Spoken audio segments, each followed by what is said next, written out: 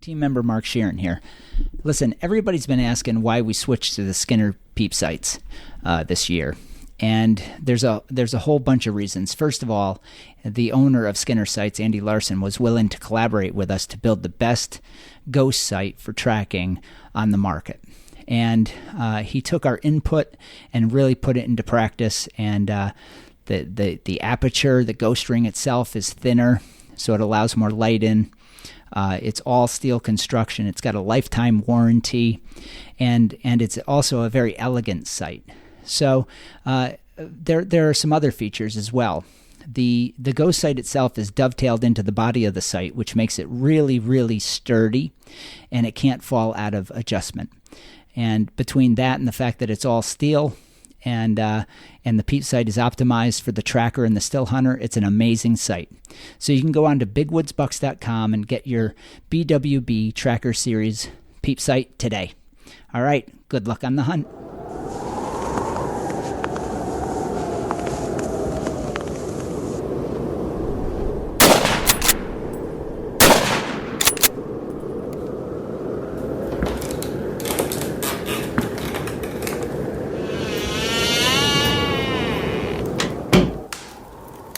This is the Big Woods Bucks Podcast. Come explore the big woods and timber in North America with your host, Maine Master Guide and deer tracking expert Hal Blood. Listen to Hal and co-hosts Lee Libby and Joe Cruzy as they unlock the secrets of big woods whitetails. Each episode will provide valuable insights into the tried and true system Hal has used for the last 40 years to scout, locate, and hunt mature big woods bucks. Listen and laugh as the crew discusses Hal's legendary adventures and learn how to apply a lifetime's worth of lessons from the big woods to your own hunting and outdoor adventures. Welcome to the Big Woods Bucks Podcast.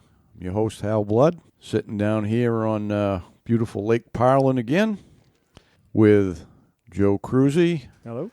And Bad Lee finally graced us and came over. What's going on? Should be interesting. And we also got Good Lee to counteract him. I guess. Whatever that They set means. us next to each other so he could hit me. Yeah. Yeah. So anyways, we're into fall mode. I always get into fall mode when I start bear baiting. That's all of a sudden for me, summer's over, and probably most people that outfit too. So anyways, that's what it is. Fall mode. I see people posting on Facebook they're counting, the whatever the day count is till deer season, but I don't bother with that because there's too much going on until then. But it's coming. We're getting through the hottest part of the summer, and fortunately, up here in God's country, it doesn't get as hot as some of the places. I hear some bad temperatures all around the Northeast for most people, up around 190s. Yeah, I think yesterday, the day before, they said was the hottest day. So we decided to spend the whole day on a roof. Yeah. Yeah. That's coming good, huh? Joe's getting his lodge back. The roof's back on. Oh, yeah. Not the metal yet. Waiting on the metal now. We're going to be ready.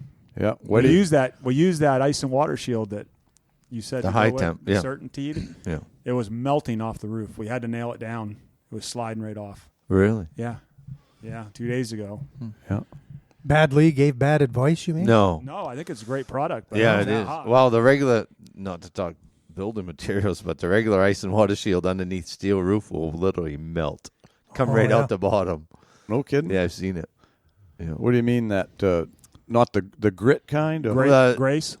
No, like any of that's not built for that high temp. Oh, yeah. Will just, it comes I bet undone. that gritty kind of it probably will, huh? Yeah, I don't know. All we use is Certainteed high temp, just to plug for Certainteed, but yeah, that's all we what that use on was. anything. And we do 100% ice and water shield on everything because you never know. You know what I mean? Oh, You never know. Doesn't take much of a hole to let water in. Take some of them ski areas that get blow-offs. I don't care how many nails you put in them. Yeah. You know. Yeah. Today on Construction Talk. Yeah. What are we talking about today? So, well, a couple of updates, I guess, first, and then we'll get into some deer hunting talk. But so we talked last time a little bit about minus 33 gear and a partnership with us and all of that. And Lawson is one of the owners there, and he's going to be over to the hunt stock, and they're going to do up, I guess, 25 pairs of socks, merino wool socks branded with BWB so we can toss them out to the right people that come along. So if you see us over there, maybe you'll get a pair of socks. Yeah, I'm excited about this partnership. Yeah. They're Yeah.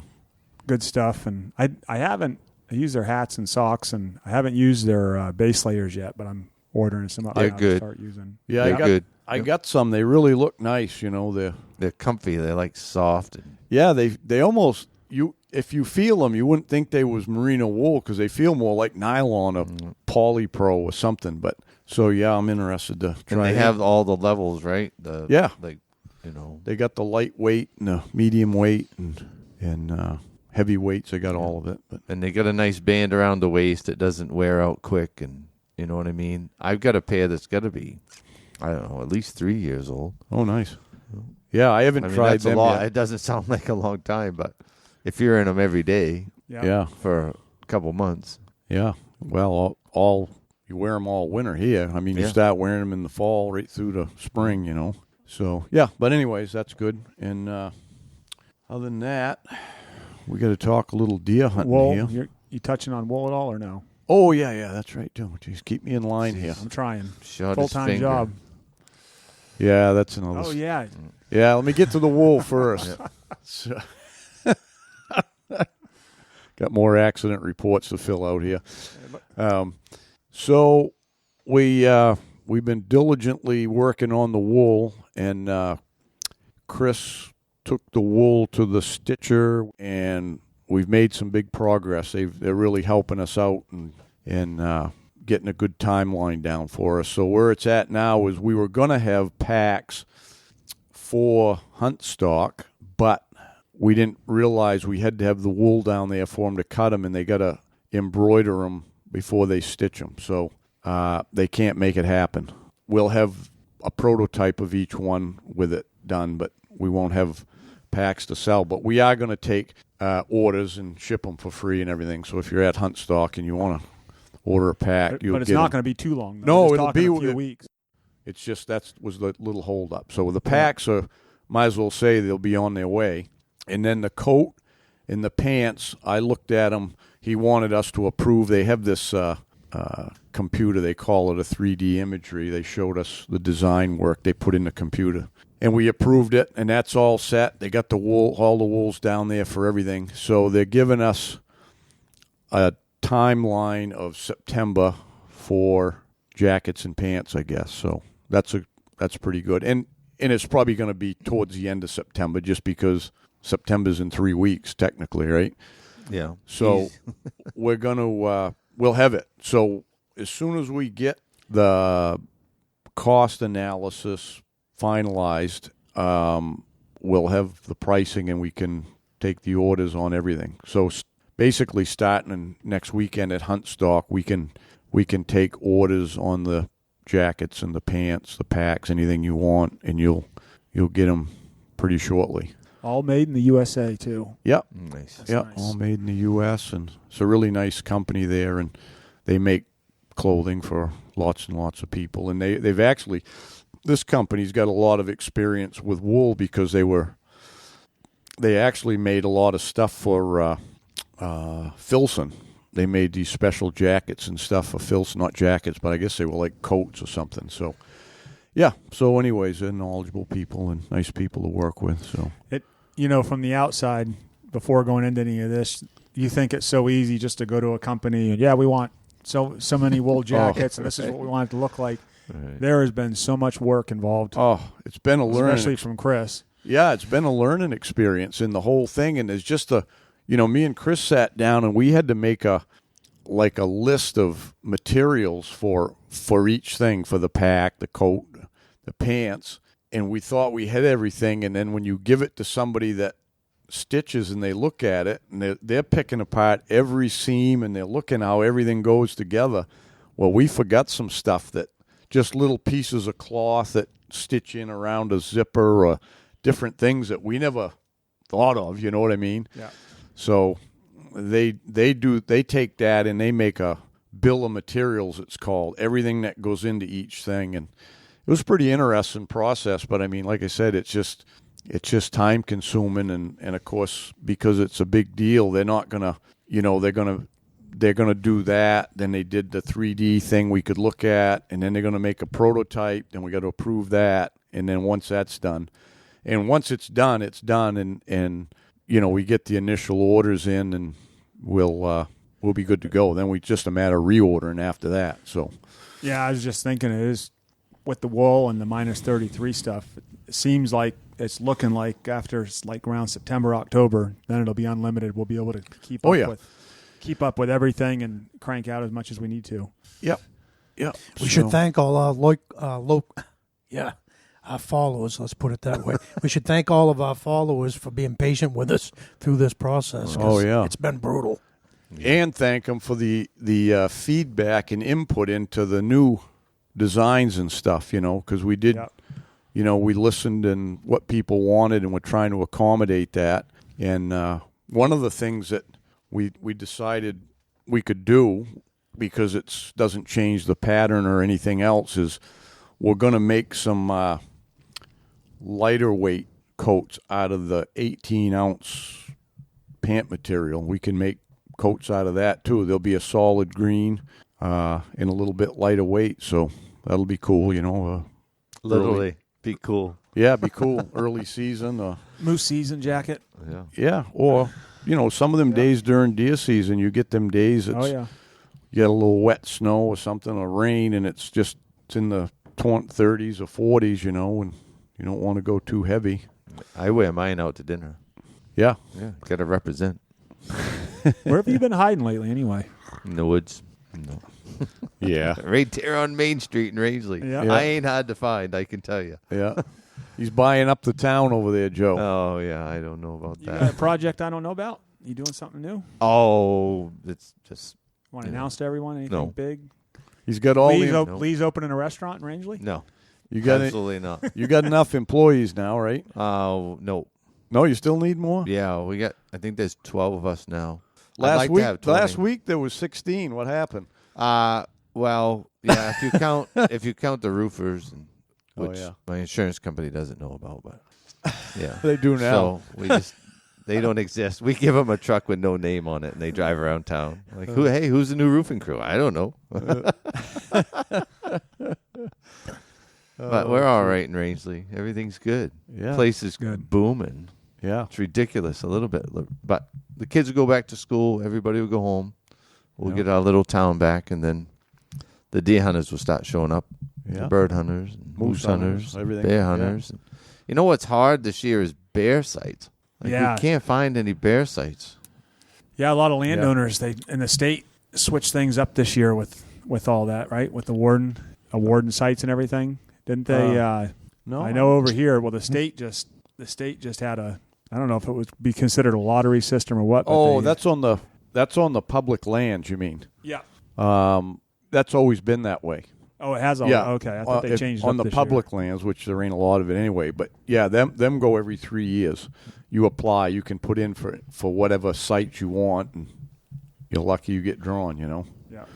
And they starting to hit yet, or have you been back out? I'm going to go after this podcast. I was going to go tomorrow, but it's going to be like the hottest day tomorrow. It's supposed to be up to 85. Today's only be in the 70s. It's been pretty good. It's been like in the 70s, but I'm going to run in and do it today. We were supposed to go put the roof on the camp, but the metal didn't come in, so Lee's all disappointed. We can't go do that.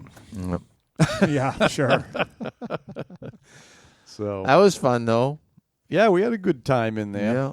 So the next little story I'll tell you leads up to that. So I decided to fix up the camp a little bit. It's been we figured we built that 14 years ago, right, Lee? Yeah. And when we built it was supposed to be like a temporary structure when we built it out of mill felt. We framed it with 2x3s and all that, and it just kept getting added on to. And last year we put a new floor in it. I had a trailer built on wheels and put a floor on it and stuff. And this year I said, I'm going to put Texture 111 on that and a metal roof, and it really looked pretty nice. So I was supposed to have some of my deer hunters were going to come help, but they're carpenters too, and they've been jammed up and working weekends. So anyway, I ran in. I said, well, at least I'll get that end wall. I had a 4-foot wall to frame on the end because I I had a shed roof on the back, and I wanted to just make it one roof line. So anyways, I was in there by myself, running around like usual, like chicken with my head cut off. And I pulled the 2 corners together. It was a 6-foot wall to nail a plate on top. And I said to myself, make sure your hand is where a nail can't shoot out through a knot or something and get my hand. So I pulled my hand You don't down. even listen to yourself? Yeah, I did. I pulled my hand down about 6 or 8 inches below the corner, and I'm reaching up over. I was standing on the inside. I'm reaching up over. If any of you ever use a nail gun, you know, an air gun, you can't get off the trigger if you got it at that angle. You're up over reaching down and the weight of it. And it jumped and it double shot. When it did, when it come back down, it hit the tip hit the edge of the plate and it shot a nail through my finger. It was through the air, but my hand was like 6 or 8 inches below it. Felt like someone hit me on the end of the finger with a ball-peen hammer. And I looked at that, and I was blood running out down on my pants. But I'm looking at the nail, and it's completely through the tip of my finger and sticking out the other side. It was about a half an inch from the head sticking out of my where it went in. And I'm like, oh, this don't look very good. Did it look like the little copper piece that holds them together, did that go all the way through also, it looked like? The wire that holds the clips? Yeah. Oh, yeah, one of them did, and the other one was inside. So the first wire went through, and then It's funny because this isn't the first time he's done it. I'm learning more and more. Hal's pretty. The last time he did it. We're on a roof. 12-pitch roof. Trim subfascia or the flying up. rafter. Yeah. We're putting the flying rafter out. and he shoots it, and then he reaches over, and he says, hey, can you pull that out? And I was like, absolutely. I'd love to.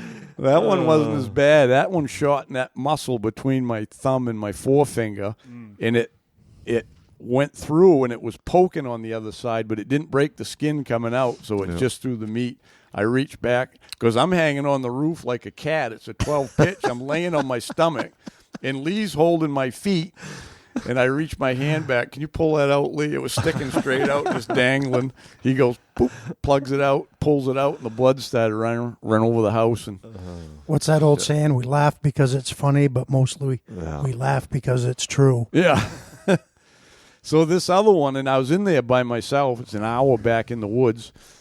And the blood was, I couldn't figure out for a minute where the blood was coming from. And what happened was it was coming out of my hand. The nail went through, and when it did, I guess a concussion of it bent my finger back. And then the nail went in the palm of my hand and went through that meat of my hand on the side by my pinky and came out. But when I jumped, it pulled it back out of that. So I went and sat down, and I looked at it, and I had a fleeting thought about pulling it out. I looked at it, and I go, maybe I can pull that out.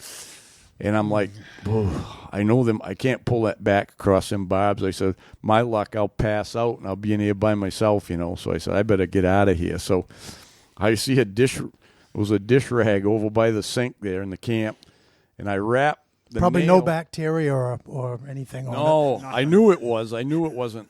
It'd been rinsed out, but it weren't like it out of the wash machine. So I grabbed that. It was the only thing I had, and I wrapped around my finger, and I wrapped the nail against my other fingers so I couldn't move, and made another wrap across where it was bleeding, went around, and I tucked that in. I held it all with my thumb.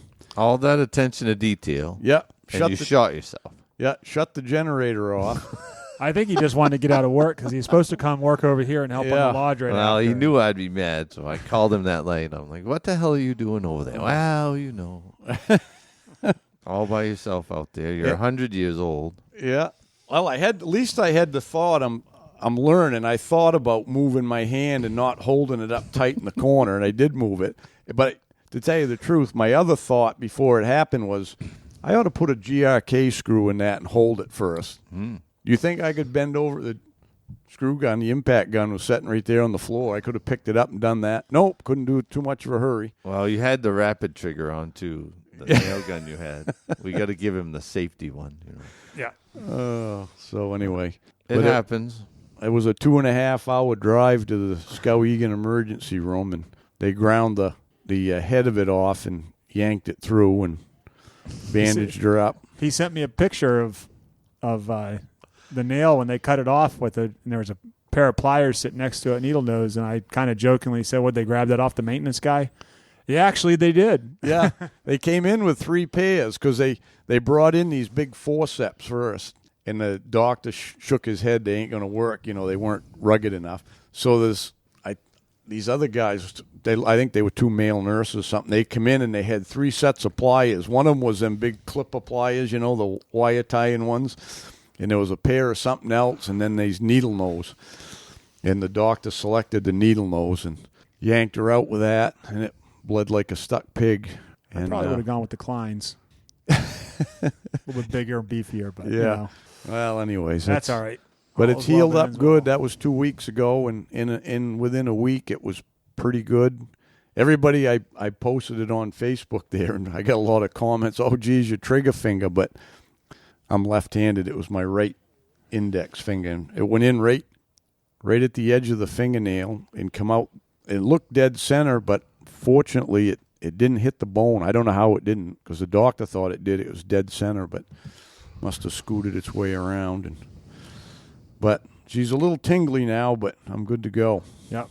I felt slighted. I was with you when you fell down the stairs, and I was with you when you ate the porch, but I wasn't with you for the nail. I felt slighted. I think actually Deb, like the night before, my wife said, Deb's looking for somebody to go into remote with Hal, and I was like, I can't tomorrow. I'm putting steel on the roof. I can't go up. So she goes, it's your fault. I knew it. They like to say that. I don't know if you noticed. Yeah, when something happens, I told you. So once again, I told you, Lee, when we were into the lodge there working on that stuff in them 2 incidents, I said we got to learn to slow down. Got to slow down, think a little bit. And I actually, like I said, I didn't slow down, but I did think a little bit about it. You did think about it. You just didn't do it. Yeah. Jeez.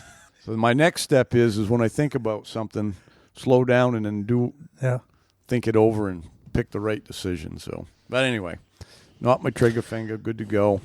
We're all set. Yeah. So, anyways, still seeing plenty of deer. I saw 4 on the way here, and one was a small buck. Yeah. I've got one in front of the house over there on the game preserve that was, I haven't seen him since the hot weather came, but 3 weeks ago he was, no exaggeration, 4 to 5 inches out past his ears in full velvet. What a smasher.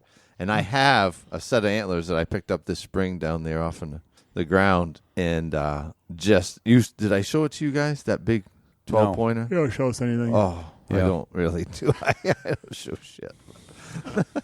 But yeah, and he's real wide, so it's an offspring of that. But he better hope he don't cross the road. Yeah, somebody in town will get him. Yeah, I've seen more bucks this year than usual. Usually you see mostly does and little ones in the summer. You don't see much for bucks or spike horns or something. But I've seen a couple of pretty good bucks in my travels this year, and you think about it, you know, like what's the odds of all the woods there is and you're driving down a wood road of seeing one? So when you see them, it tells you there's lots of them out there. A lot of them, quite a few around. Because I remember even back when we talk about the old days, even back in the 80s and the 90s and stuff, I don't ever remember seeing that many deer in the woods. Yeah. Saw a lot more moose. A lot of moose. Yeah, we don't see those anymore either. No, I mean this time of year it's too hot. They're down around the bogs anyways. But but I mean, just driving the roads, like coming up every morning, you know, especially at daylight, you would see a lot of moose this time of year in the side of the road. And there's one bull that I see down just south of here every few days, and I think I saw a cow and a calf, and that's it. That's all I've seen. You know, the one good thing about that, Joe, is I used to never book any Maine moose hunters. They were all non-residents. And this year, I think, out of my 9 moose hunters, I think they're about 50-50. About half of them are Mainers and half non. Used to be nobody from Maine was going to hire a guide for a moose hunt, but now they do. Yeah, they just drive down the road. Well, it just increases your odds of success immensely. Yeah, there's a lot of guys that do it on their own that do great, and they know how to do it. But there's also a lot that have never been on a moose hunt before, and if you haven't, we target them if they're down along the coast and they get a Zone 1 or 2 permit, we think, well, if they live on the coast and they're a lobsterman, they may not spend a lot of time up in Zone 1 and 2. So, yeah. Yeah. And we will trade for lobster. Yeah. I'll tell you one thing, though. You don't want to bring lobster to Moose Camp. We've done that a couple times. And What a mess. Well, not just that, but just you can't get rid of the smell afterwards. Everything smells like seafood. So, yeah, we've been seeing a lot of deer. It was kind of funny. I had a call from, I don't know if I got a group of 3 coming the second week and a group of 3 coming the third week for deer season. And one of them called my wife last week or texted her or something and wanted to know what zone, because up here in Zone 8, they're not giving out extra doe permits, but down in 17, the district just below this where we live, you can if you get a doe tag, you can shoot a doe and still hunt a buck afterwards. So I had a guy wanted to know what zone we were in and information, because he was going to put in for a doe tag. And I haven't had a client come to Maine and want to try to get a doe tag, and I can't remember the last time when. But yeah, I've had a couple of people that said they were going to put in for one, and if they saw one, if they didn't get a buck in the end of the week, they might shoot a doe. But is that just, I can't remember now. We talked to Dave Trahan about all that stuff, but it's not all the zones that have doe permits that you can shoot a buck in a doe? I think it's only the ones that have an excess amount of does. Like in 17, they figure they have so many does that you can shoot a doe and still shoot a buck afterwards. I don't think up here in 8, I think if you get a doe tag, I don't think you can shoot a doe and then still hunt a buck.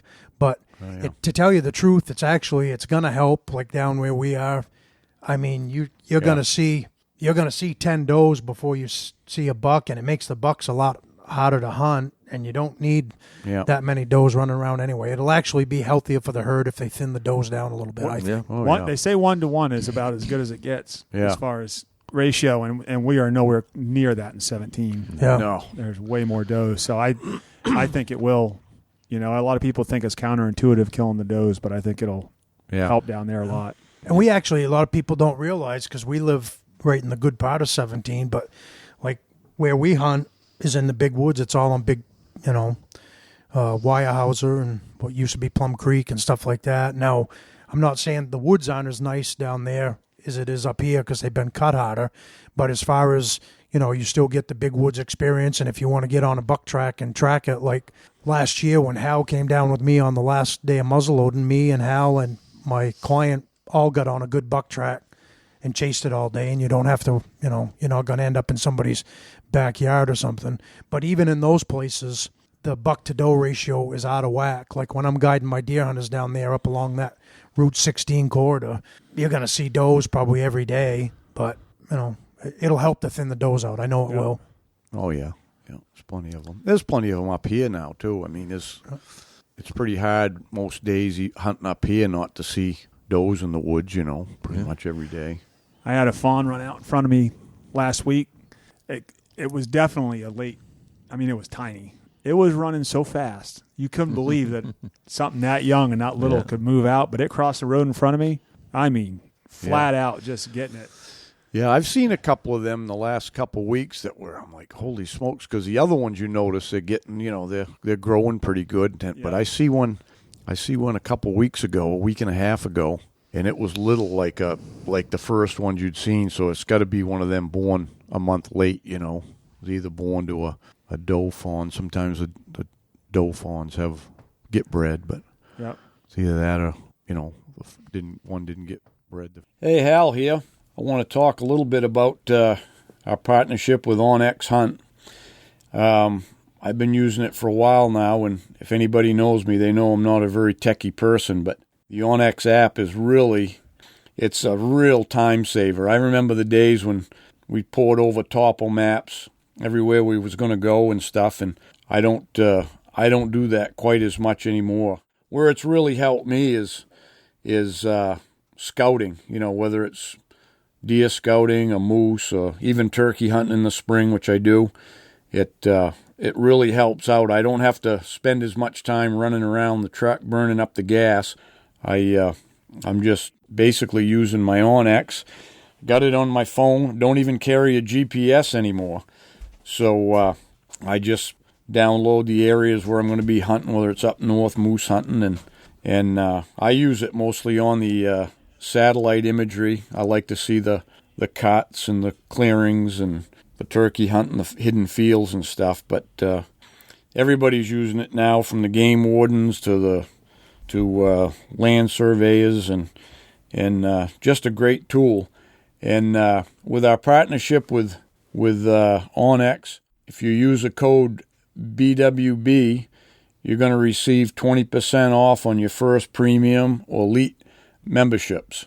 And you just go to onyxmaps.com/hunt. You'll be glad you did. Good luck on the trail. Your listeners out there, here's a great job opportunity for you. Wireless Construction out of Standish, Maine is looking for some new employees. A great 2-decade-old company, and they have opportunities in steel fabrication, civil technician, tower technician, tower welders and fabricators, and outdoor voyages. It's my kind of job. Experience is a plus, but not a requirement, and they have a great benefit package with dental, health, vision, 401k, long and short-term disability, life insurance, paid time off, living expense per diem when applicable, a $300 tool and gear allowance. Geez, I might get a job there by the looks of this. If you have any interest, which I think some of you might, you can contact Darcy Weber at 207-642-5751, or you can email him at employment@wcitowers.com. Hope you get your job. I was thinking the other day, with those 2 easy winters that we've had back to back, it'll be, a couple more years before we'll really notice it. But a couple years from now, because we had those 2 easy winters, and a lot of those bucks, they made the winter, and even the ones that were 1.5 and 2.5-year-olds, in a couple years, when they're 4.5, 5.5-year-old buck, we're going to have a lot of big bucks in the next couple of years. Yeah, it's going to be interesting to see this next round, because I've been here, I've seen it cycle through. You always think, 1 or 2 more good years, but then all of a sudden you get a hammering bad winter, and it kills them all. Not all, but it kills a lot of deer anyway.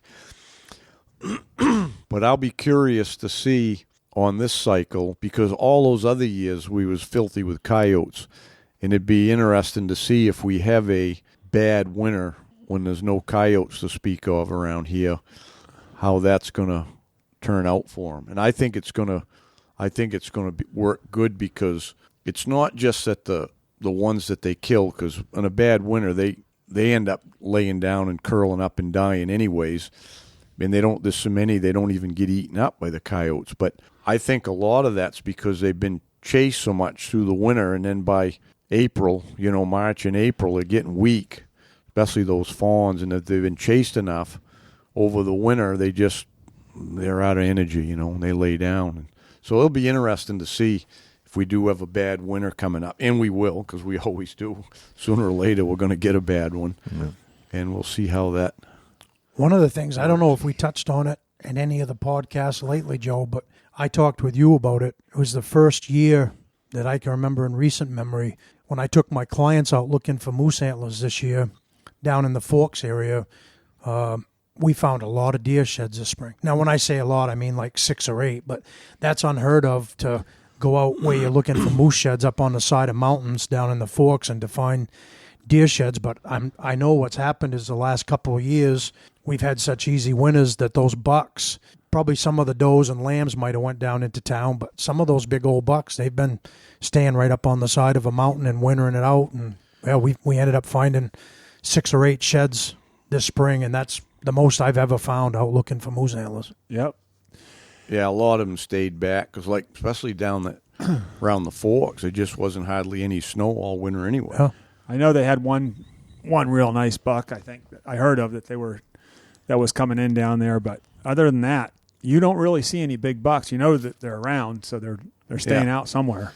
I won't mention his name just in case he doesn't want me to, or where he found it, but a guy that I run into looking for moose sheds down in that area, he showed me a picture of a 10-point. Well, he found one side of it. He said he looked and looked and looked for days to find the other side, but it would have been a 10-pointer. It was 5, the side he found, and it was as big around as your wrist, clear out to the end of it. It was a booner. It was a 170-inch buck. I know it was. You found it this year?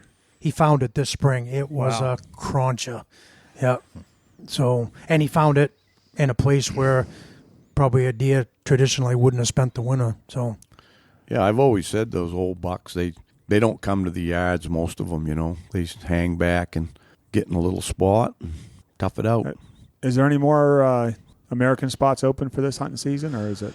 I got a guy calling to confirm a number for his group. There's either going to be 3 or 5, and that will take up. That's for Thanksgiving week, and if all 5 of them are coming, that'll be filled up. But I still have that one spot. I had a cancellation. A guy's was coming with his daughter, and she can't get out of school or something or whatever. But that's priorities.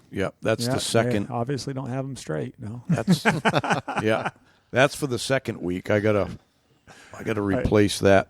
Fill that spot for the second week of deer season. I remember years ago. I don't know if I ever talked about this on here or not. But years ago, we were the year that Leah was doing her Grand Slam.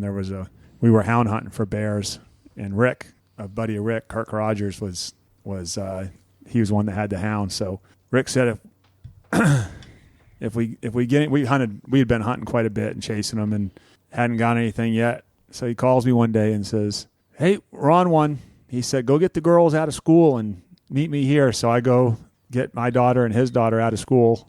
I remember they were asking me, I had to come up with some excuse why I was getting both girls, So we load up, get pulled over on the way for speeding, heading out to where they were.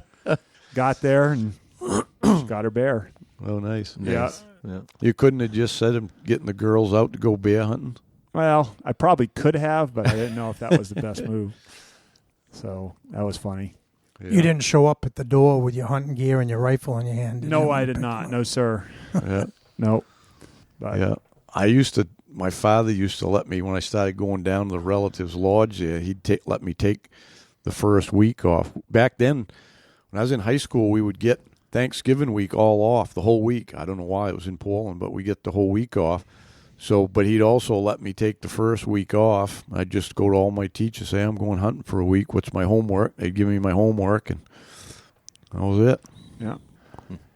There's still, I know out in the Midwest, it was like a holiday, opening day of deer season, where Pennsylvania's like that. Yeah, I think it still is, isn't it, down there? I believe so. Yeah, opening day of the deer season, there's no school, and yeah. Stephen's teacher used to let him have all the time he wanted off in November. Stephen, he did a lot of schoolwork at night in November. Yeah. He used to go with me. I always used to set up a remote camp the first week of deer season. I'd go up north somewhere and set up a tent camp, and I'd have Stephen would be camp help. So, yeah, he took a lot of time off in November. Yeah. Oh, my grandson Ryland's going to be able to, because he's being homeschooled too, so it's pretty easy to get him a day off anytime, So it's becoming a much more popular option these days, homeschooling. Well, I think it should be. Yeah. I think the shit they're teaching in school now. Yeah.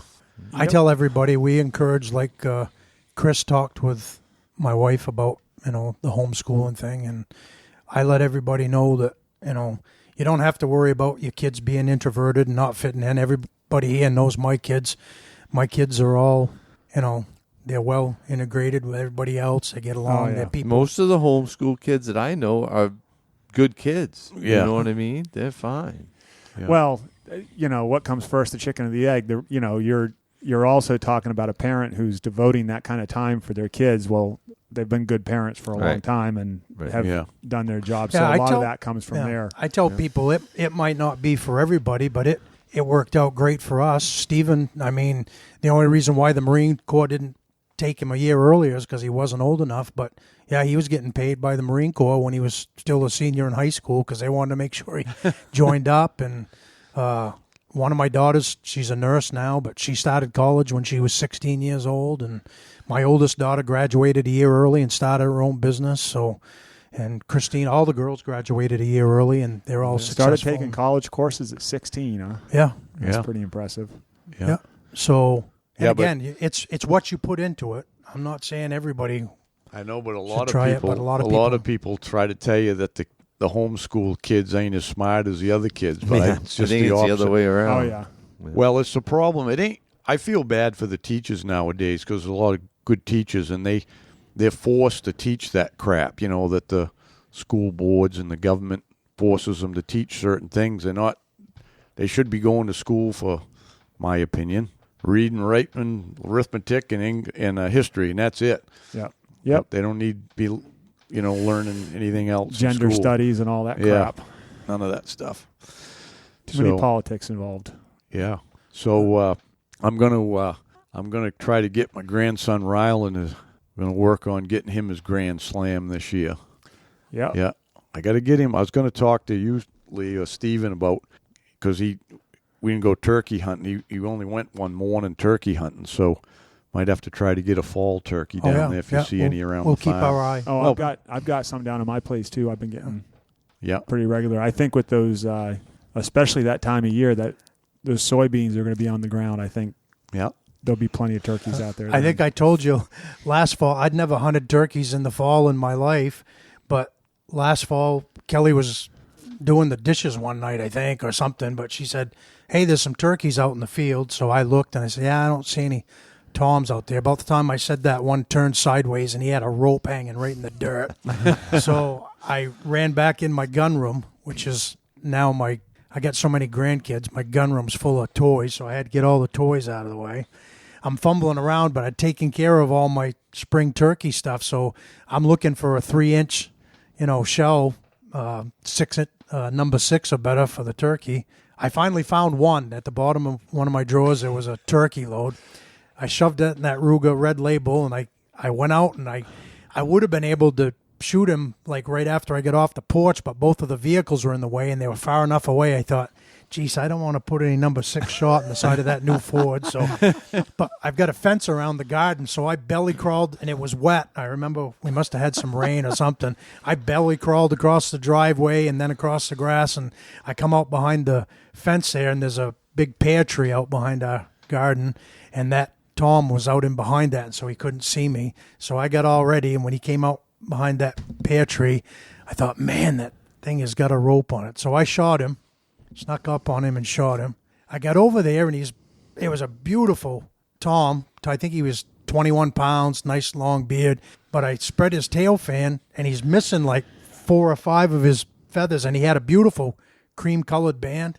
It would have been a beautiful turkey, but he's missing a bunch of feathers, and somebody told me that, yeah, they're more likely sometimes. I don't know if they molt like chickens or what, but he was missing a bunch of feathers, so that was the only disappointment. But anyway, we got him hanging around the house in the fall. Yeah, I'll bring him down for that. And then I got him his own bear site. I did get drawn for one of them public land sites.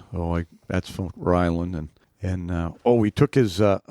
This is all he talks about now because he's my shooter on my moose permit. So he's going to shoot the state record moose he's talking about now. So I said, nice.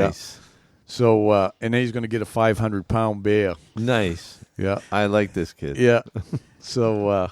Got to have goals. Yeah. Got to have goals. Shoot big. I said, well, it's possible, Ryland. But I said, especially on the moose, I told him, I said, we don't have the whole week to hunt. We don't know how many days we got. So I don't know how choosy you really want to be, I don't think he'll be choosy when one comes out, No, that's the way it usually happens. Yeah. Everyone has big plans until it steps out. Yeah. That 44-incher looks pretty nice. Yeah, I want him to shoot it all with his new gun I got him, a 760 pump, too. Yep. Got a beauty. Yeah. We got those guns about the same time. We got 300 Savage, and mine's in pretty good shape. Mine came from Wyoming. It was a lady's mule deer rifle, and Hal ended up getting that one. And I thought mine was in good shape, and then I saw the one that Hal got. That thing was like brand new. Yeah. And he told me he was going to cut the barrel down and make a carbine out of it. I cringed a little bit, but boy, it's a beautiful gun. Had it cut down for him, and I thought I was going to have to put a shorter stock on it because he was always a small kid. When he was born, I remember saying, boy, I hope that kid grows into that head. He always had a big head, and a skinny body. It was funny now when he was little. He had this great big looks like an orange on a toothpick. Yeah, little skinny body. But he's filled out good now, anyways. And I had him get it out the other day. We got it out, and I said, make sure you can handle that all right without shortening it. And he puts it up, and his hand is like on the back side of the forend, but he can do it. So we took it down to the range the other day, and it was shooting like a foot high, 10, 12 inch. I couldn't tell because it was over the target. All I had was one of them 12 by 12 targets, and it shot over into the dirt. I'm like, ugh. So I ran back home, and I had a couple of beads I had kicking around in my gun chest there, and I put the highest one on. It was actually one that Andy Larson had sent me from Skinner for when we went moose hunting. He sent me a couple of beads to try on that. I needed a different one on that, the guide gun there, and I put that one on. It was a little higher, I could see, and went down, and I got it on the paper. It was about 5 inches high with that one. I had put the Skinner sight on it, and it was all the way to the bottom. So I'm like, well, we got to go lower than that. So I got a hold of Andy, and he said, you either going to need a 45 or a 50. And I said, well, whatever. He said, I want to send them both to you. He said, you want the fiber optic or the bead? And I said, well, I'd rather have the bead one. So he's got some really nice, they're pretty close to the original equipment. You know what I mean? They got the brass, little same size brass bead as the original one and everything.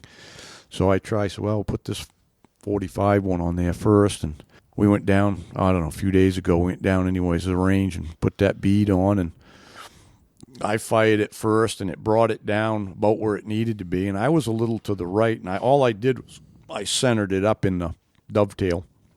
I shot it twice, and I was a little to the right, and so I had him shoot it. I said, try that, and he shot it. The bullseye's about, we were shooting at 40, 50 yards, and the bullseye's about 4 inches. And that bead, you could just see a little black around it, so you could center the black around the bead. I told him that. I said, just shoot it like he's got his 870, he shoots birds with. He fired 4 times, went down and looked. He had 3 out of the 4 in the black, and the 4th one was just outside, like half an inch from the black. And he'd never shot a peep sight. I said, he's going to be all right, I guess. Yep, good. And he didn't have a good rest. He was complaining about it. The rest was kind of shaky and stuff. I said, we'll get a better rest and you can try it. And I said, then we're going to practice with balloons. I'll get a bunch of balloons. We'll blow them up and staple them all over there and just let him get used to it. I said, you got to get used to racking that pretty quick for a second shot. Yep, okay. So I'll probably take him this weekend. This would be a good time maybe to mention, because you just mentioned Andy. Andy Larson's been really good to Big Woods Bucks and really generous with us. He's given me all kinds of stuff, and he's just been good to us. But he's not out of the woods yet, I guess. The fire that's going on out there is pretty close to his property, so keep Andy in your thoughts and prayers. Hoping that his place don't get caught up in that mess. Yeah, it's his house, and he's got a camp on the other side of the lake. His father had built back in, I think he said the 50s or something. He built it like a Christian retreat over there, and that's the one that's threatened the most because it's coming towards there. It's coming everywhere, but he's in the middle of a bunch of other, not really, there's a lot of house, but his house is on the side of the lake he's on, and the camp is the only thing on the other side. But they bring kids fishing, right? The camp across. Kids fishing camp. And so he got everything out of there he could, because you got to go by boat, I guess. And he met one of the, what they call them, the hot shot guys, was over there looking around, and he had a pump over there. So he hooked it all up, got a pump into the lake, and showed the guy how to use it. So if they need to use his water pump out of the lake, it's right there. And they're going to try do something like make some kind of a ditch, a perimeter around it, a clearing or something. That's the only, if there is anything good about it, about a fire like that, is you can, get stuff out ahead of time. You kind of get a little bit of warning. Yeah. Most of the time. Sometimes those fires come in, and if that wind's blowing it, it's fast. But this one, he posted the map, and it shows it's like on the other side of a mountain. There's like a mountain range there, and it's on the other side. They're trying to get it before it comes over, because if it comes down the downhill side is when it's going to pick up a head of steam. It's trying to burn up the mountain now. Yeah. But I think it's been burning for seems like a week now, and it's not advancing too fast. So hopefully if some rain comes or something. But they've had hot weather out there too, I guess, out west. Oh, it's been hot everywhere. They're talking about 100 degrees. And the strange thing is usually down towards the coast here in Maine, it's cooler because of the ocean. You get the cooler temperatures. Usually the hotter in the middle of the state, where where you live, Lee, in Skowhegan, Augusta, and that's usually hot. And then the coast is cool, and up north is cool. But we've lucked out because we haven't had. I mean, we've had some warm days, up around 80, but we haven't had a lot of real. I think it's been a great summer up here, weather-wise, but we could use some rain. Yeah, more rain. A little dry. Next week it's supposed to. It's supposed to get some thunder showers, tomorrow night. But next week is showers like all week and cooler. Like I think 65 is the high on that Monday. Would be awesome. Yeah. One of the things, though, I don't know, you said you went up to Penobscot the other day. Steven said he went up because a good percentage of my moose hunters this year are going to be in Zone 4. So Steven went up last week and put out a bunch of trail cameras up in Zone 4.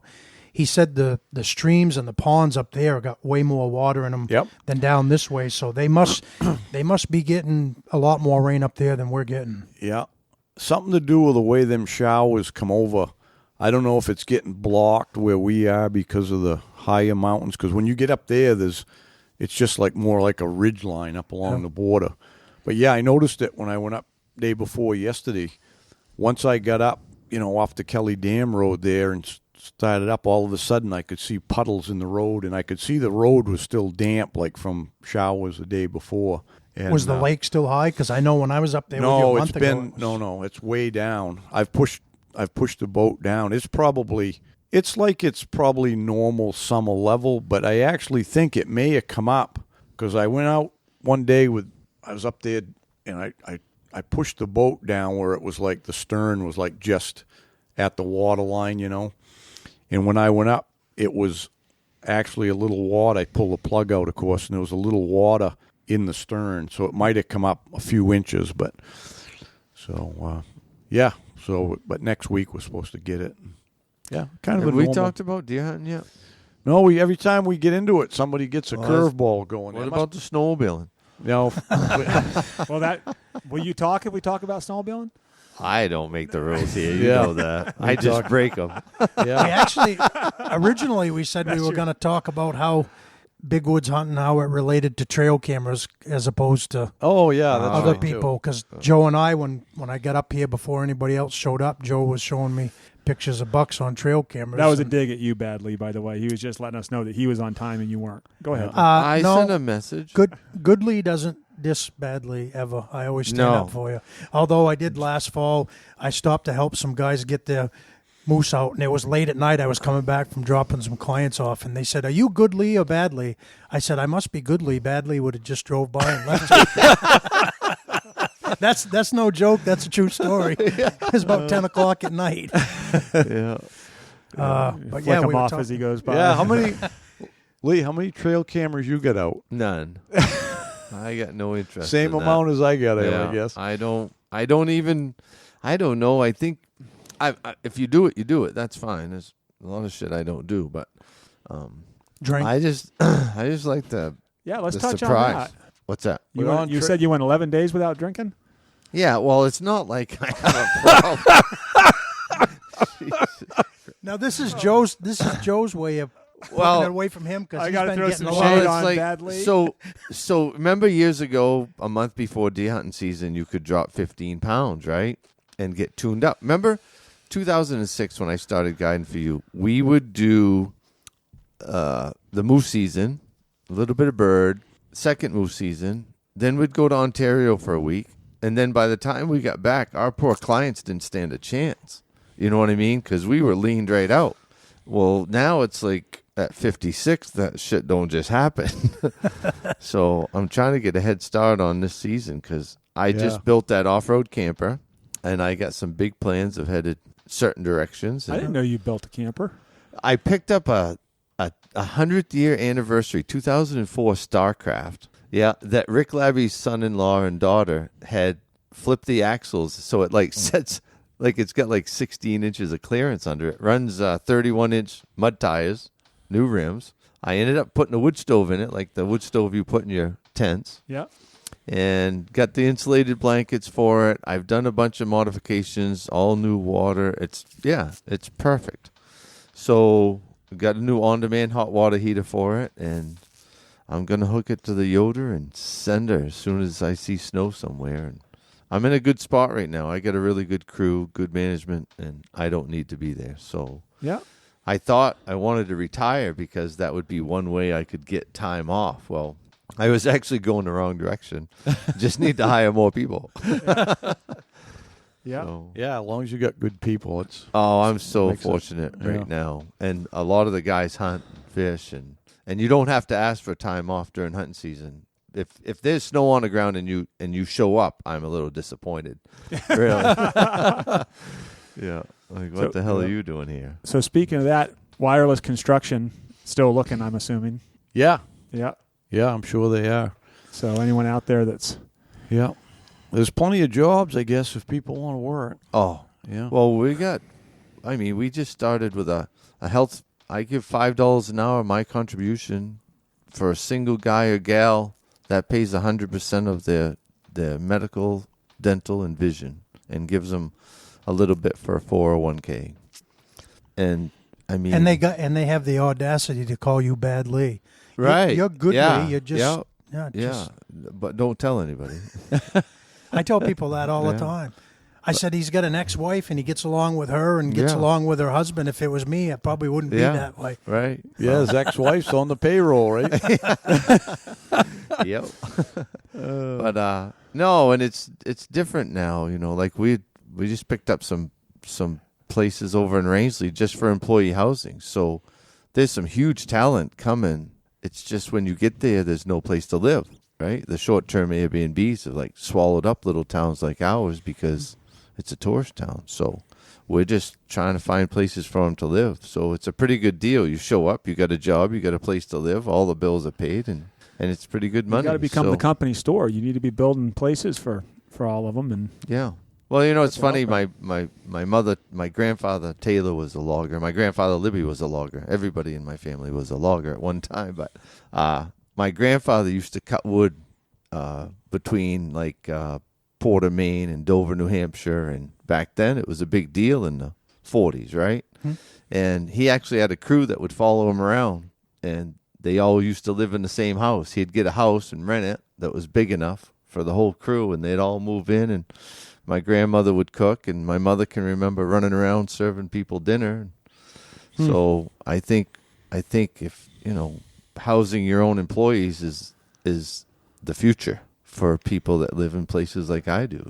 It's just that was the only way. benefit. That was the only way we could get a staff in the winter when the restaurant was going. Yeah, was get them to housing. house them. Yeah, That It's must a have big been deal. That must have been when Kevin went into the logging business with you. It was probably because of the housing you guys had and stuff. Yeah. Yeah. I miss Kev. I haven't seen him in a while. Well, he's married now. You're probably never going to see him again. Yeah, that sucks. Well, don't get too tied up in number 1 there, Kev. Number 3 is pretty fun. Shit.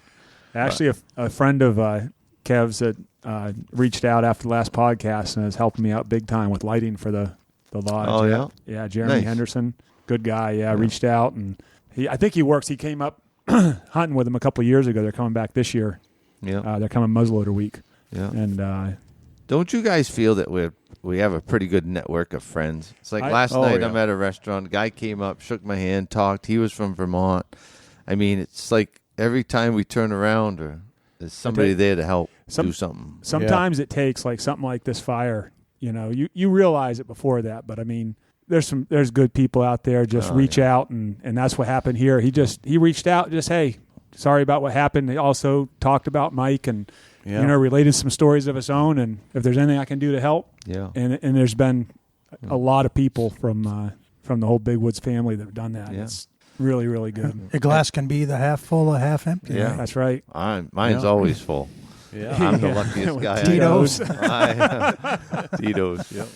I took last week I had to get down to Darling's to get some electrical stuff on the truck tuned up for the sale, and then but I took Rylan with me, and we were going up to get stuff for bear bait, and so we had the day, and everywhere we went there'd be somebody. We was in Denny's there getting him breakfast there, and 2 guys come walking up, shook my hand, knew who I was, and we went, I can't remember, 2 or 3 places anyways. I was trying to get him a new pair of shoes, like sneaker shoes, because he's growing so fast. I said he showed up when we went that day. We're going to be just in the truck and stuff. He's got his lacrosse rubber boots on. I go, Ryland, that's all you got for footwear? And he goes, well, that and my Crocs. He goes, so I said, I'm going to buy him a pair of shoes. We're into Dick's Sporting Goods. I said, well, maybe they got a pair in there, or at the Augusta there by the Coles. Yeah, whatever that is up there. So, anyways.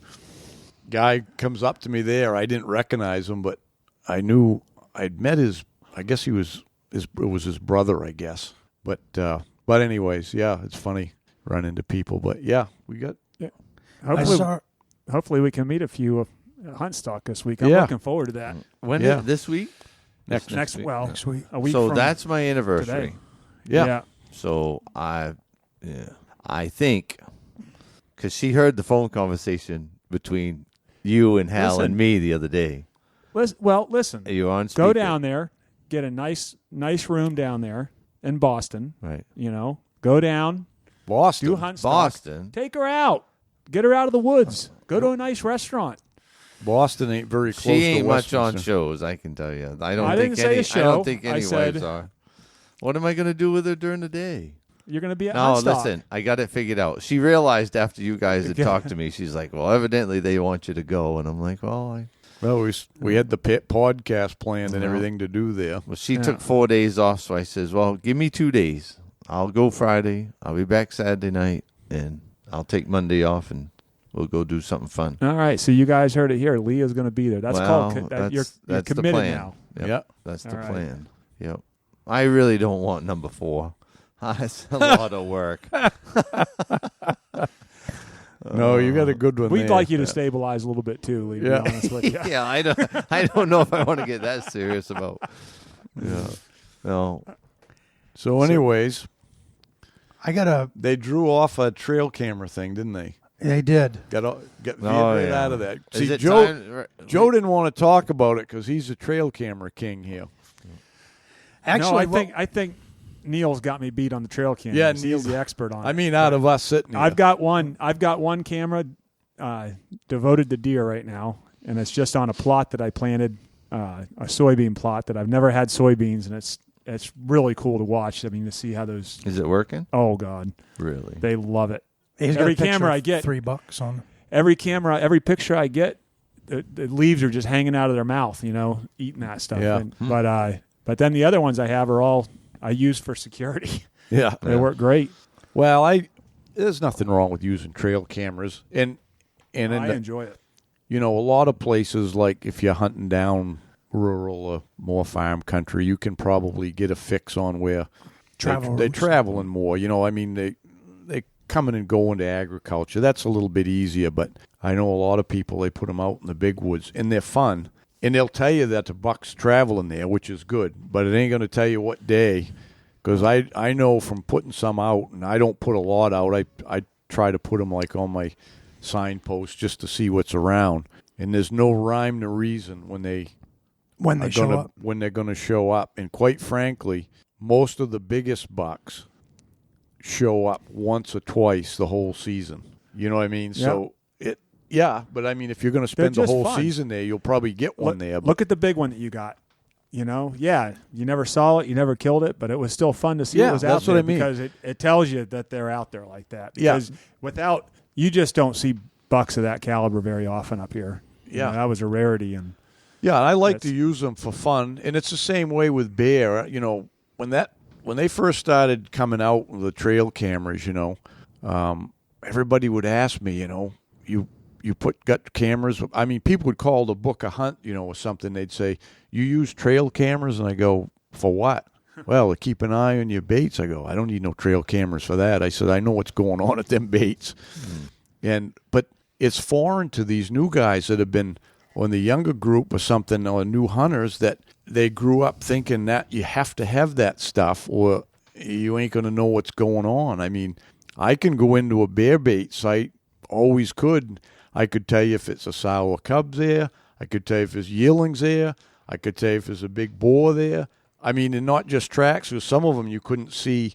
You might not have mud where you could see tracks, but it's just the activity around the bait. And we always done well at it that way. But the trail cameras for bear, what I found out, I started using a few, but I would never rely. I never once used a trail camera to decide where to hunt, or when, I should say when to hunt, because you know where to hunt by the activity of level of the bait, but when, because it's not going to tell you that. It tells you when they were there.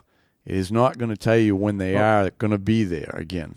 Remember when those the first thing I can remember it wasn't a camera, but they sold that thing. It was a little string timer. I had a couple of them, and they would trip that, and it would tell you.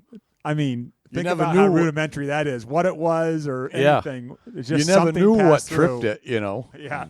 Yeah. Yeah. One of the things that we touched on, though, that was good for people because I think people in southern Maine or other states, like all the TV shows where you watch and they've got them set up on these trails that are leading into food plots or whatever. That's up in northern Maine and in the big woods. If you are going to put a trail camera out, the best place you can put one is you need to find a nice big signpost and put them there, because that's your best chance of getting some pictures.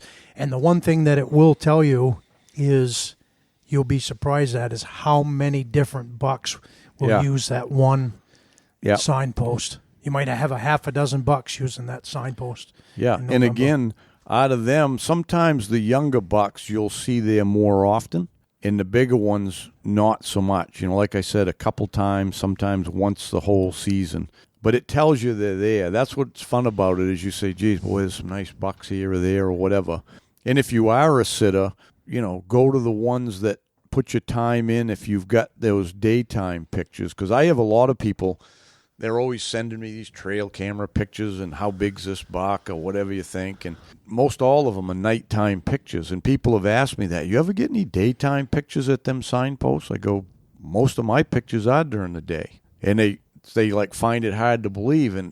But the people that are telling me that they've got them only at night, they're not really truly in the big woods. They might be on the fringe of it. But those bucks have access. You know, they can get to some farm country if they want to or whatever. They might be a big spot of woods, but they still got access to all of that.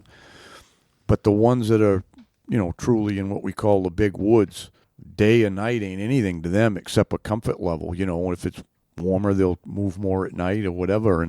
But, yeah, I'll have plenty of pictures during the day, you know, nice bucks during the day there. And so if you're getting those daytime pictures, if you're a sitter, and you put them on some signposts, you just pick the one that you're consistently having daytime activity, and you put your time in, and you're probably going to get one, you know.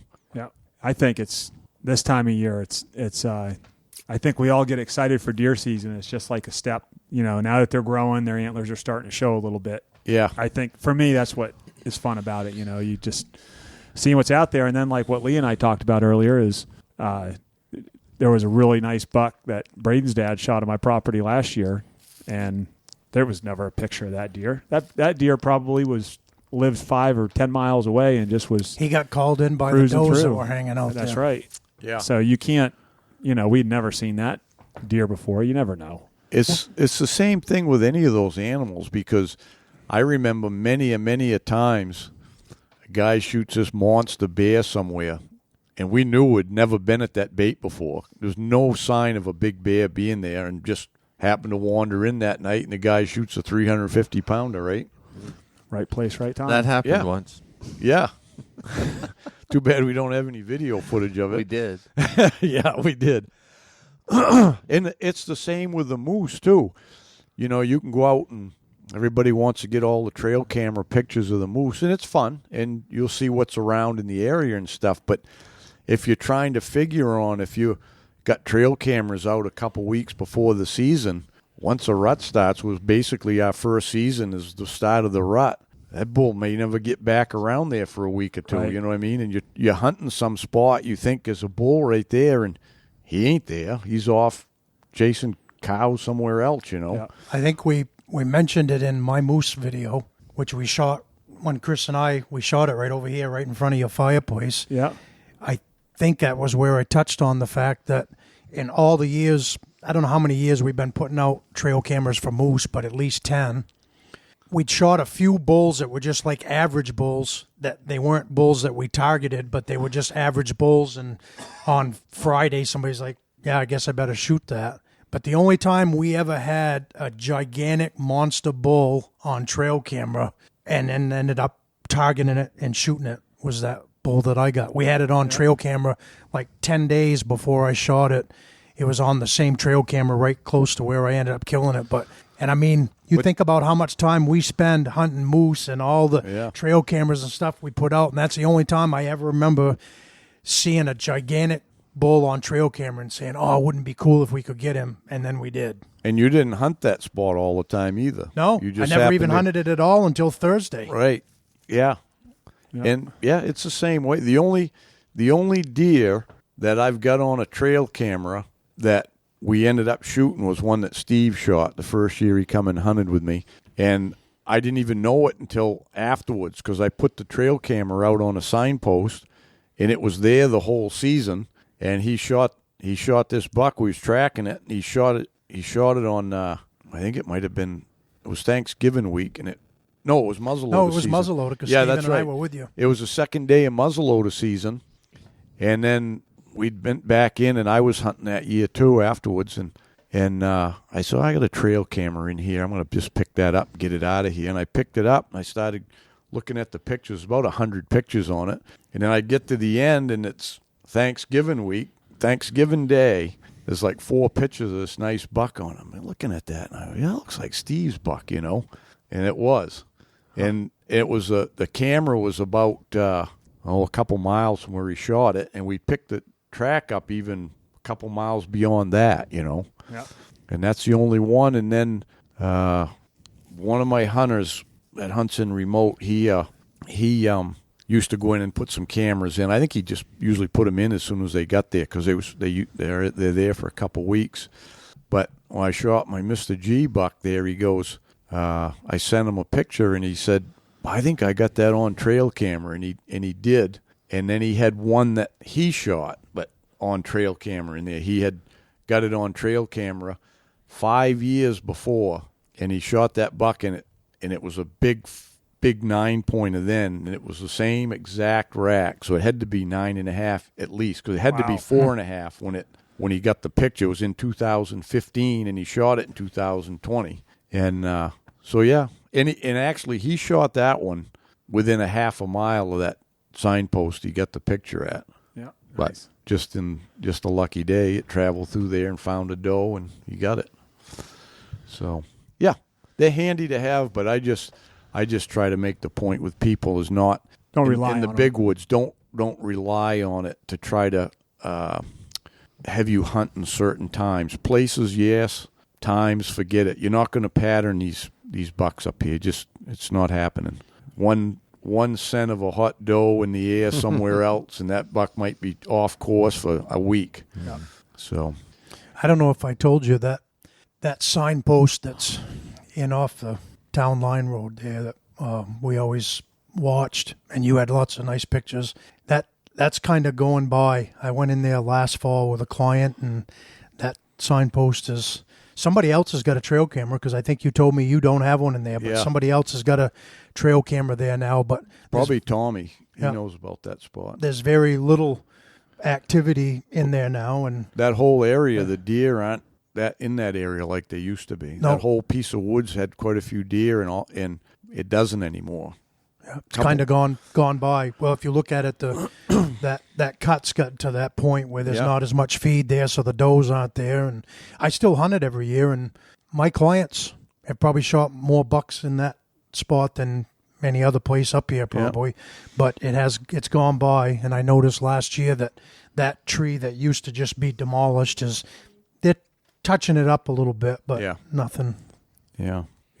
Well, there's your hot tip for the day. Don't rely on trail cameras a lot. Use them for fun and have fun with them. But I just hate to see people get wrapped up in these, I don't want to call them gimmicks, but, the technology stuff and try to use the technology to your advantage. And it's not going to be, you got to use your hunting skills. And, won't make up for woodsmanship. No.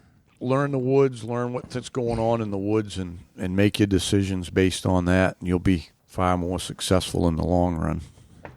So, All right. well, I guess we covered a wide variety of topics Yeah, I'm today. anxious to see how Chris titles this one. Well, it's just summertime podcast, right? Yeah. Yeah. Hunt stock. Yeah. Yeah, we're going to do the next one right at Huntstock, and then... So can we do it when I'm there, the first day or so? No, Saturday. yeah, Saturday. Yeah. Saturday morning? Yeah. Okay. Whenever it's Not too scheduled. early. We're going to be drinking beer, right? Jesus Christ. It's like, Whatever you want, Joe. Okay. You're in charge. I do have to say one thing, though. Have we got time for me to make one little short story? Yes. Is it good? I don't think, yes, it's great. I don't think we touched on it yet, but when we talked about how you hadn't had a drink in 11 days and Joe wanted to jump all over that. Right. Well, it's because he's been taking it pretty hard about being an alcoholic since the Alaskan trip. So this is a funny story. Earlier this spring, I had to come up here and do something, probably babysit Hal so he didn't get hurt. I don't remember. But So I called Hal and asked him if he needed anything, and he needed some building materials. I don't know, whatever. And then I called Joe and said, Joe, I'm coming up. Do you need anything? And he gave me a list of alcohol that he needed me to buy. So I got off the phone, and I told my wife, I said, I'm 56 years old. I've never bought alcohol in my life. Joe's turned me into an enabler. So now I'm helping him with his bad habits, and that's a true story. 56 years old, good Never Lee. bought booze. Never bought booze. I spread it around to a lot of different people. That way it's not always the same person I'm asking to get it for. All I could think of was that down in Skowhegan, they've cut him off. The places down there, they're like, no, we can't sell to you anymore. I believe it. Yep. All right. All right, I'm starting to shake. Let's get done with this. We'll wrap it up. Hopefully we see some of you at Huntstock next weekend and have a little fun there, and we'll be closer to the fall mode. Till then, good luck on the trail. Hi everyone, Big Woods team member Mark Sheeran here. Many of you know that I have a passion for helping people solve their addictions permanently. As a matter of fact, me and my team have spent the last 31 years helping more than 20,000 people move on from their addictions. So know this, if you or someone you love want to move on from an addiction for good, and you don't want to be stuck in a rehab or 12-step meetings or endless therapies, then you might want to learn about the Freedom Model and the St. Jude Retreat. To learn more, give us a call at 888-424-2626. All calls are confidential. Here's that number again, 888-424-2626, or go to soberforever.net for more information. I really look forward to helping you end your addictions for good. Here's that number one last time, 888-424-2626. Take care. Hey guys, Joe here. Wanted to take a few minutes to talk about Lake Parliam Lodge. We're a 4-season lodge located just south of Jackman. We've got cabins, lodge rooms, mini lodge. We're a big snowmobile destination in the winter, full restaurant, bar, all the amenities that you need for your trip. Open obviously through the summer, right on the lake. Kayaks, canoes, all included with the cabin. We also do a lot of weddings, so if you're looking for a destination wedding, we can do a wedding up to 200 people. And, of course, we've got our hunting season, moose season, deer season. So check us out. We're at lakeparlinlodge.com. Hey, thanks for tuning in. Till next time, good luck on the trail.